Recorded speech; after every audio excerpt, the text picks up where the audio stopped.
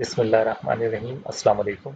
इस वीडियो में हम प्रूव करेंगे रूट टू एक इर्रेशनल नंबर है। बहुत ही सिंपल सा प्रूफ है ये। इसमें हम नंबर्स के हवाले से दो तीन चीजें सीखेंगे और इजीली हम इसको प्रूव कर लेंगे। इस प्रूफ की जो टेक्निक है वो हम इस्तेमाल करेंगे प्रूफ बाय कॉन्ट्राडिक्शन। मुतज़ाद रिजल्ट के जरिए हम प्रूव करेंगे, यानी गलत साबित करके हम प्रूव करेंगे कि रूट टू एक इर्रेशनल नंबर है। तो ये एक टेक्निक है प्रूफ बाय कॉन्ट्राडिक्शन कि हम एक गलत नतीजे पर पहुंच जाते हैं, उसके जरिए हम साबित करते हैं जो भी चीज हमें साबित करनी होती है। तो ये एक टेक्निक है, कई प्रूफ में इस्तेमाल होती है। इस टेक्निक में हम करते क्या है कि जो चीज हमें प्रूफ करनी है, जैसे यहाँ हमें प्रूफ करना है कि रूट टू एक इर्रेशनल नंबर है, हम इसका उल्टा लेके चलेंगे। हम सपोज करते हैं कि रूट टू एक रैशनल नंबर है। अगर तो ये एक रैशनल नंबर है तो हम जानते हैं रैशनल नंबर की क्या सिचुएशन होती है कि उसको किसी भी दो इंटीजर की फॉर्म में लिखा जा सकता है। तो मैंने यहाँ पर लिख दिया है p डिवाइडेड बाई q बराबर है रूट टू के। क्योंकि ये एक रैशनल नंबर है तो हम दो इंटीजर्स के रेशो में इसको हम लिख सकते हैं, वही हमने किया यहाँ पर। तो हम उल्टा लेके चल रहे हैं क्योंकि हमने प्रूफ बाय कॉन्ट्रडिक्शन करना है। तो हम ये साबित करने में लगे हुए हैं कि ये एक रैशनल नंबर है। अगर तो ये एक रैशनल नंबर नहीं निकला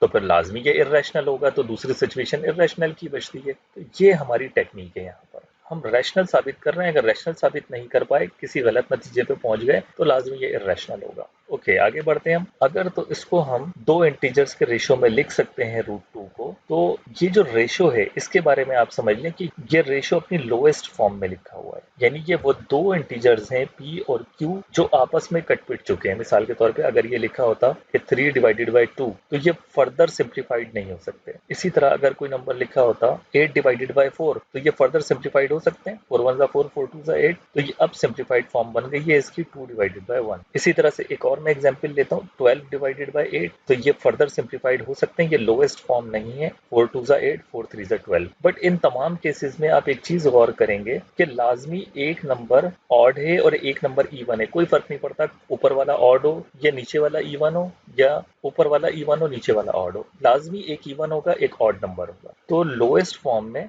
लाजमी एक इवन होता है एक ऑड होता है। तो हम यहाँ ये सपोज कर रहे हैं कि ये p और q जो इंटीजर है ये अपनी लोएस्ट फॉर्म में मौजूद है, यानी एक इवन है एक ऑड है। ये तो फैक्ट है, होना चाहिए ऐसा। ओके, नेक्स्ट स्टेप में हम क्या करते हैं, ये जो q यहाँ डिवाइड हो रहा है इक्वल की दूसरी साइड ले जाके मल्टीप्लाई कर देते हैं, तो p बराबर आ जाएगा q times root two. Next step में हम स्क्वायर करते हैं बोथ साइड, तो ये साइड p स्क्वायर बन जाएगी, q स्क्वायर हो जाएगा। जब रूट टू पे स्क्वायर होगा तो स्क्वायर से रूट कैंसिल हो जाएगा, 2 बच जाएगा। इस सिचुएशन में ये बन जाएगा p स्क्वायर बराबर है 2 टाइम्स q स्क्वायर। अब p स्क्वायर एक इवन नंबर है। p स्क्वायर की मैं बात कर रहा हूँ। p स्क्वायर एक इवन नंबर है। किस तरह इवन नंबर है, क्योंकि देखें ये p स्क्वायर बराबर है 2 टाइम्स q स्क्वायर के। q स्क्वायर यकीनन कोई नंबर होगा, मुझे इससे कोई गर्ज नहीं है। ये इवन भी हो सकता है ऑड भी हो सकता है, लेकिन अगर साथ में कोई भी नंबर है और उसके साथ 2 मल्टीप्लाई हो रहा है, कोई इवन नंबर मल्टीप्लाई हो रहा है, तो वो उसको इवन बना देगा। तो ये दोनों मिलकर इवन बन जाएंगे।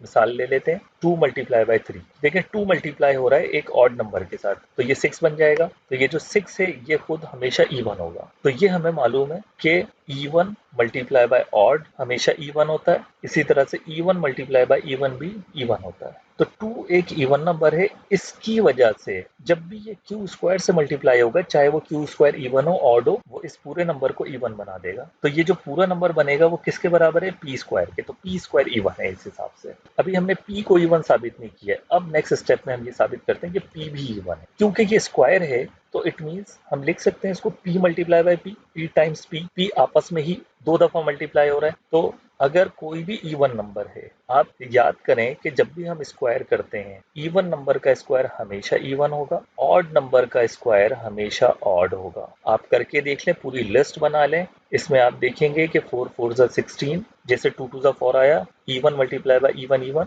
Odd multiply by odd odd, even multiply by even even. ठीक है, क्योंकि खुद ही नंबर को अपने आप से मल्टीप्लाई करना पड़ता है स्क्वायर के लिए। अगर इवन को इवन से मल्टीप्लाई कर रहे हैं तो लाजमी इवन आंसर आएगा, और ऑड को ऑड से मल्टीप्लाई कर रहे हैं तो लाजमी ऑड आंसर आएगा। क्योंकि p स्क्वायर हम ऊपर प्रूव कर चुके हैं इवन नंबर है, तो p खुद भी इवन है इस हिसाब से, क्योंकि even multiply by even even होगा। तो इस हिसाब से p इवन हो गया। अब ये हमने प्रूव कर दिया कि p इवन है। अगर p इवन नंबर है तो q लाजमी ऑड होगा।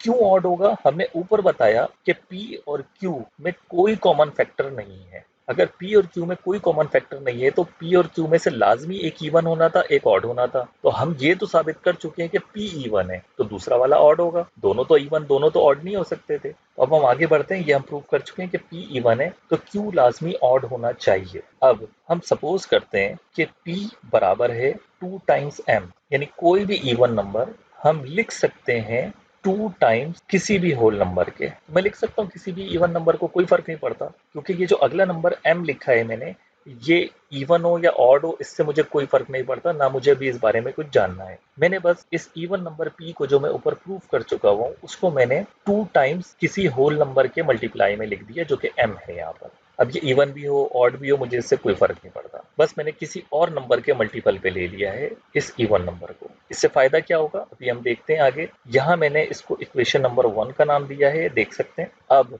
आप p को उठाकर यहाँ पे सब्स्टिट्यूट करते हैं, क्योंकि p बराबर है 2m के, तो p स्क्वायर है तो 2m स्क्वायर आ जाएगा। यहाँ p स्क्वायर है, ये 2m स्क्वायर आ जाएगा। देन इक्वल, यहाँ इक्वल आ गया, 2 है तो ये 2 आ गया। देन q स्क्वायर है तो ये q स्क्वायर आ गया। अब इसको फर्दर सिंप्लीफाई करते हैं, 2 का स्क्वायर 4 हो जाएगा और m स्क्वायर आ जाएगा। देन ये साइड 2 q स्क्वायर ही रहेगी। अच्छा, अब इसको फर्दर सिंप्लीफाइड करते हैं, 2 1 जा 2, 2 2 जा 4, तो q स्क्वायर बराबर आ जाएगा 2m स्क्वायर के। तो ये देखें ये बन गया q स्क्वायर बराबर है 2m स्क्वायर के। सेम सिचुएशन है जो यहाँ पर थी, तो सेम एनोलॉजी है कि q स्क्वायर इवन बनेगा इस हिसाब से, क्योंकि ये मल्टीपल है 2 का, चाहे सामने वाला नंबर कुछ भी हो, इवन हो या ऑड हो। तो जब इस हिसाब से q स्क्वायर बराबर है 2 टाइम्स m स्क्वायर के, तो इस हिसाब से q इवन होगा। जबकि हमें प्रूफ करना था कि q लाजमी ऑड होना चाहिए, हम एक कॉन्ट्रडिक्शन पे पहुंच गए। हमारे पास क्या निकला है कि q इवन है, ऐसा तो हो ही नहीं सकता, q को ऑड आना चाहिए था। तो इट मींस कि या तो हम ये जो सपोजिशन लेके चले हैं कि √2 एक रैशनल नंबर है, ये गलत है। अगर ये सही होता तो q को ऑड आना चाहिए था लाजमी, लेकिन ये आ गया इवन। तो इट मीन्स जो हमारी असम्पशन थी कि √2 एक रैशनल नंबर है वो गलत है। ये ऑड नहीं आया, ये इवन आ गया, कॉन्ट्रडिक्शन आ गया, उल्टा आ गया, एक तजाद पैदा हो गया यहाँ पर। इसको ऑड आना चाहिए था, ये आ गया इवन, तो ये तजाद है। अगर ये रैशनल है तो ऑड आना ही आना चाहिए था, क्योंकि ये रैशनल नहीं है, तो इसलिए एक तजाद वाला रिजल्ट आ गया, एक गलत रिजल्ट आ गया। तो इससे हम ये साबित करते हैं कि इस कॉन्ट्रडिक्शन से कि जो हमारी असम्पशन थी वो गलत है। √2 एक रैशनल नंबर नहीं है, बल्कि ये एक इर्रेशनल नंबर है। तो इस तरह से हम प्रूव करते हैं कि √2 एक इर्रेशनल नंबर है। तो होप कि आपको ये आसान सा प्रूफ समझ आया होगा, बस 2-3 इसमें छोटी सी टेक्निक थी, उसके अलावा इसमें कुछ भी नहीं है। सो नेक्स्ट वीडियो में आपसे मुलाकात होती है, तब तक के लिए अल्लाह हाफिज।